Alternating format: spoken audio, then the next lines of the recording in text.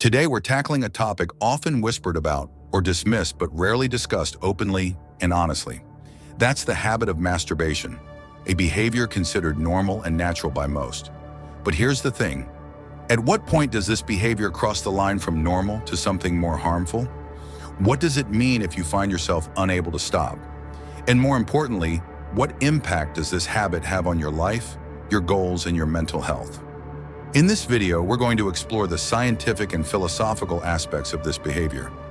We'll look at what happens in the brain when we indulge repeatedly in self-gratification, why this can turn into a compulsion, and how adopting a Stoic mindset, following the ancient teachings of philosophers like Marcus Aurelius, Seneca, and Epictetus, can help us regain control and find freedom. The paradox of pleasure and fulfillment. But why is dopamine, which supposedly makes us feel good, also causing so many issues?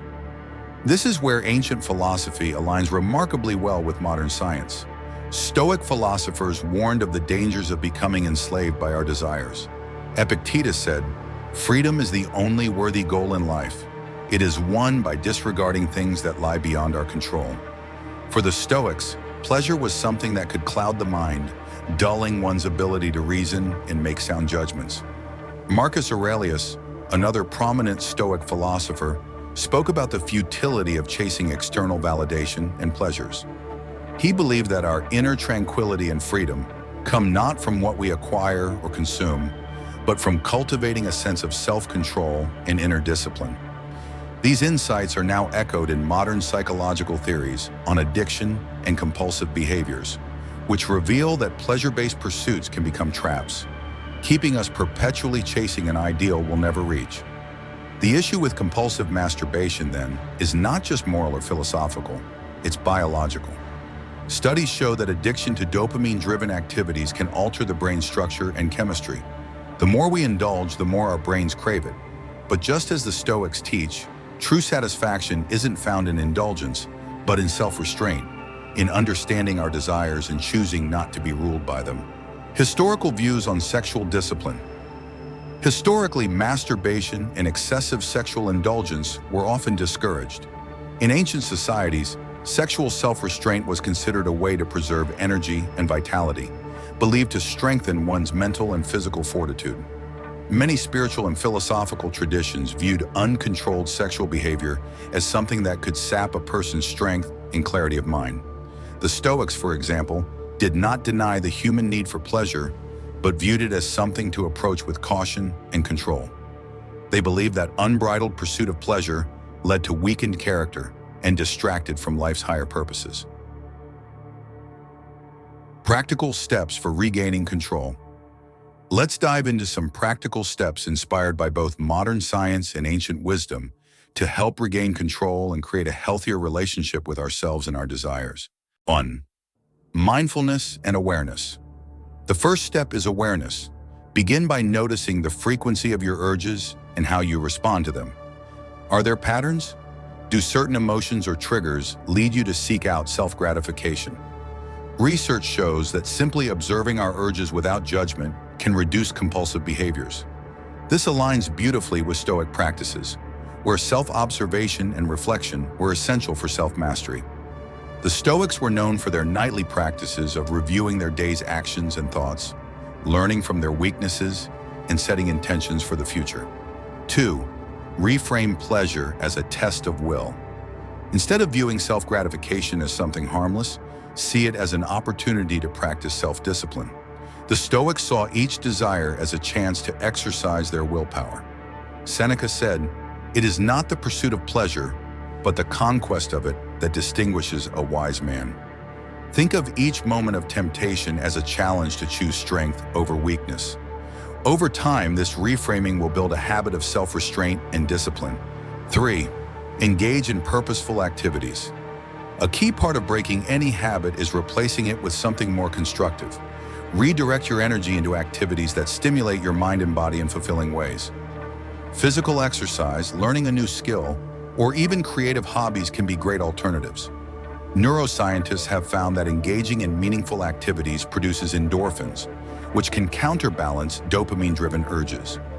Marcus Aurelius emphasized action and purpose, believing that by dedicating ourselves to productive pursuits, we can overcome trivial desires. Practice meditation and deep breathing practices. Like meditation and deep breathing help rewire the brain to resist compulsive urges. Studies show that meditation increases gray matter density in regions responsible for self-control and emotional regulation. By focusing on our breath and letting go of passing urges, we train our minds to detach from fleeting desires. The Stoics practice similar forms of introspection, learning to quiet the mind and focus on what truly mattered. 5. Adopt the Stoic mindset of long-term fulfillment.